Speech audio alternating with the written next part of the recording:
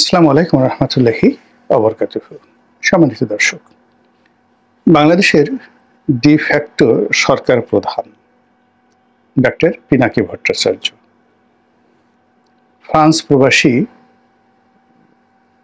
YouTuber, social activist, লেখক, columnist এবং corporate জগতের একজন শীর্ষস্থানীয় আইকন।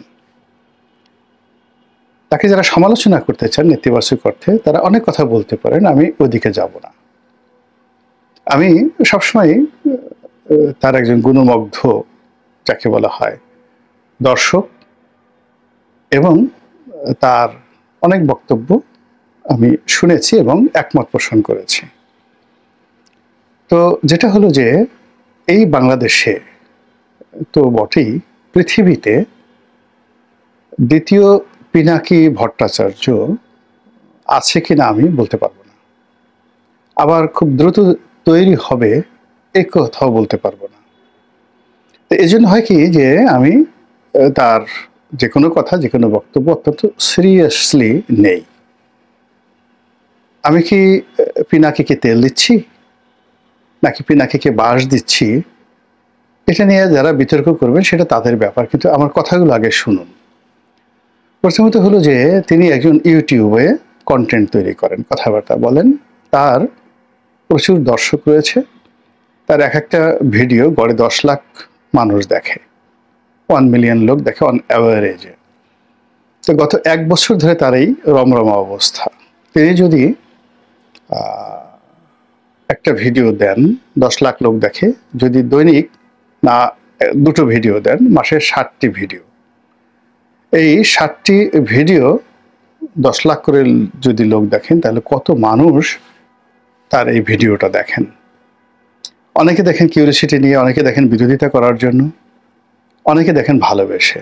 কিন্তু দিন শেষে যারা বিরোধিতা করেন তারাও এই বারবার তার নাম, তার কথা, তার বক্তব্য, এইগুলো তাদের মাথায় ঢুকে যায়।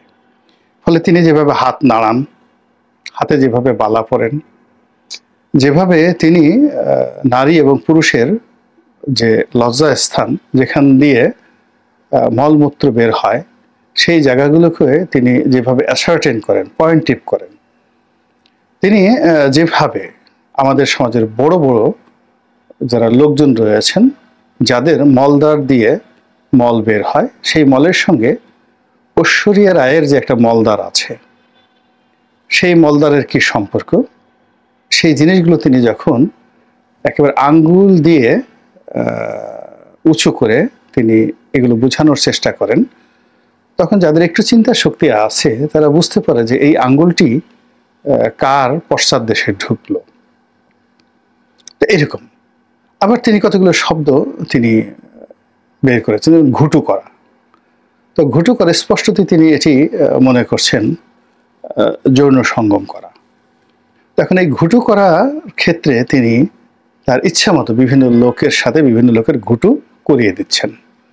কখনো সেই প্রভাবশালী কোনো মন্ত্রীর পদমর্যাদার সাথে অন্য মন্ত্রীর, কোনো নারীর সাথে কোনো পুরুষের, তারপরে কোনো স্বৈর শাসকের সঙ্গে কোনো, মানে তার যেভাবে পছন্দ, তিনি যেভাবে নাটক তৈরি করছেন, যেভাবে চিত্রনাট্য তৈরি করছেন, যেভাবে তিনি সেটি উপস্থাপন করছেন, ওভাবে মানুষ রেসপন্ড করছে গত 1 বছর ধরে। সিরিয়াসলি, এর আগে মানুষ শুনতেন কিন্তু রেসপন্ড করতেন না। কিন্তু এই জুলাই আগস্ট বিপ্লবের পুরো সময়টা, অর্থাৎ 2024 সনের যদি আপনি মে মাস ধরেন, মে মাস থেকে আজকের এই মে মাস পর্যন্ত, এই পুরো 1 বছরে লোকজন তার কথা ইফেক্টিভলি অ্যাটেন্ড করছে এবং এটা বাড়ছে। তার কথা মতো প্রথম আলো অফিসের সামনে জিয়াফত হচ্ছে, তার কথা মতো ডেইলি স্টারের সামনে নামাজ পড়ছে মানুষ, তার কথা মতো বুলডোজার নিয়ে সেই 32 নম্বর ভেঙে দেওয়া হচ্ছে, তার কথা মতো সরকারের নীতি পরিবর্তন হচ্ছে। সকালে তার সঙ্গে উপদেষ্টারা কথা বলছে, বিকেলবেলা ছবি তুলছে, এমনকি আমরা দেখলাম, সত্য মিথ্যা জানি না, উপদেষ্টারা তাদের যে বৈঠক, সেই বৈঠকে ডাক্তার পিনাকির সঙ্গে আলাপ আলোচনা করে তারপরে সিদ্ধান্ত নিয়ে থাকেন। তো এরকম একজন সোশ্যাল অ্যাক্টিভিস্ট যিনি এই 4-5 বছর ধরে ইউটিউব শুরু করেছেন, আর তার সফলতা মাত্র 1 বছর, সেই সফলতার মধ্যে তিনি যে ক্ষমতা অর্জন করেছেন আমজনতার উপর এবং প্রশাসন যন্ত্রের উপর এবং সরকারের অর্থাৎ রাষ্ট্রযন্ত্রে যারা সরকার পরিচালনা করছে তাদের উপর। অর্থাৎ পিনাকি যদি এখন ক্যান্টনমেন্টের কোনো বড় কর্তাকে ফোন দেন, তার অবস্থা বুঝতেই পারেন কিভাবে ঘুটু হয়ে যাবে। তিনি যদি এখন আসিফ নজরুল, আদিলুর রহমান শুভ্র বা অন্য রেজাওনাকে ফোন করেন যে আমি অমুক বলছি, আপনি বুঝতে পারেন যে সেখানে কি ধরনের একটা রসায়ন তৈরি হয়ে যাবে। তো এটা তো আসলে পৃথিবীর অন্য কোনো সেলিব্রিটি যাদের হয়তো মানে যাকে বলা হয় যেমন প্রিয়াঙ্কা চোপড়া, তো তার টুইটারের ফলোয়ার, ইউটিউবের ফলোয়ার অনেক অনেক বেশি, কিন্তু প্রিয়াঙ্কাকে এই কাজ করতে পারবেন? কিংবা ধরুন Elton John, sir Elton John খুব বিখ্যাত শিল্পী, তারও তো প্রচুর ফলোয়ার, তিনি কি পারবেন? না, পারবেন না। তো সেদিক থেকে পিনাকি এই কাজটি করতে পারছেন, এটা তাকে সফলতার জন্য আপনার তাকে ধন্যবাদ দিতেই হবে। এবং একই সঙ্গে তিনি জনগণ, একই সঙ্গে তিনি তার বন্ধু, একই সঙ্গে তিনি তার শত্রু এবং একই সঙ্গে তিনি তার যে বাংলাদেশের রাষ্ট্র, সেই রাষ্ট্র তিনি পরিচালনা করছেন। এই জন্য আমি তাকে ডিফ্যাক্টো সরকার বললাম, এটা রিয়ালিটি, এখন আপনি এটাকে যেভাবেই নেন না কেন। তো সেই পিনাকি ভট্টাচার্য অতি সম্প্রতি হয়তো তার পরামর্শে আওয়ামী লীগ নিষিদ্ধ হয়েছে। তিনি এই নিষিদ্ধ করার জন্য মাস্টার প্ল্যান দিয়েছেন, তার কথা মতো রাজপথ গরম হয়েছে। আবার তার কথা মতোই সিটি কর্পোরেশন সেখানে পানির জন্য মানে তাদেরকে ঠান্ডা করার জন্য সেখানে পানির যে ফোয়ারা এটা পাঠিয়েছেন। এটা ডক্টর ইউনূসের কথায় যায়নি, সিটি কর্পোরেশনের কারো মাথায় এই বুদ্ধি আসেনি। এই বুদ্ধি পিনাকি সাহেব দিয়েছেন, বুদ্ধি তো না, তিনি নির্দেশ দিয়েছেন সিটি কর্পোরেশনকে, যে আমার ছেলেরা ওখানে দাঁড়িয়ে আছে, তাদের গরমে কষ্ট হচ্ছে, তাদের উপর পানি বর্ষণ করো। এবং তারা আব্বা আব্বা করে সেখানে গেছেন, করছেন।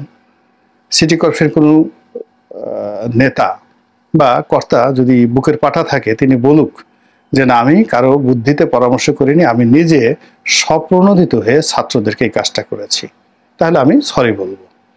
আবার ওয়াসার যারা কর্তা ব্যক্তি, তারা তাদেরকে বিশুদ্ধ পানি খাওয়ানোর জন্য সেখানে ব্যবস্থা করেছেন।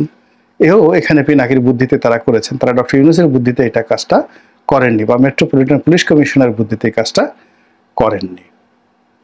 তারপর আবার সেই যে রাস্তা বন্ধ হলো, এখন এই দাবি আদায়ের জন্য যেভাবে ঢাকা রাস্তায় ব্যারিকেড তৈরি করা হয়েছে, এটা আসলে কখনোই হয়নি। এই প্রথম আমি দেখলাম যে একটা ব্যতিক্রম ধর্মী ব্যারিকেড তৈরি হয়েছে, এটাও পিনাকি সাহেবের বুদ্ধিতে হয়েছে।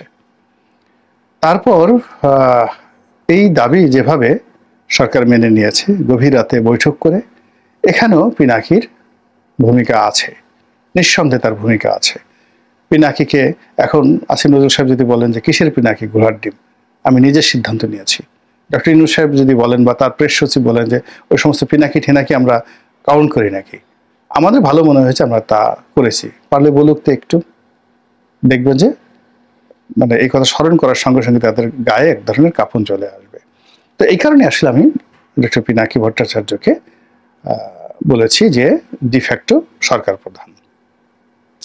তো তিনি এই বিজয় অর্জনে ভীষণ রকম খুশি, এবং তিনি এই বিজয়ের জন্য বিএনপি যে তাকে সহযোগিতা করেনি, তার হুকুম মান্য করেনি, এজন্য বিএনপির কপালে দুর্ভোগ আছে, দুর্দশা আছে, এবং তিনি বিএনপি যে রাম ধরা খাবে এবং শেষ হয়ে যাবে, এটা তিনি ভবিষ্যৎবাণী করে দিয়েছেন।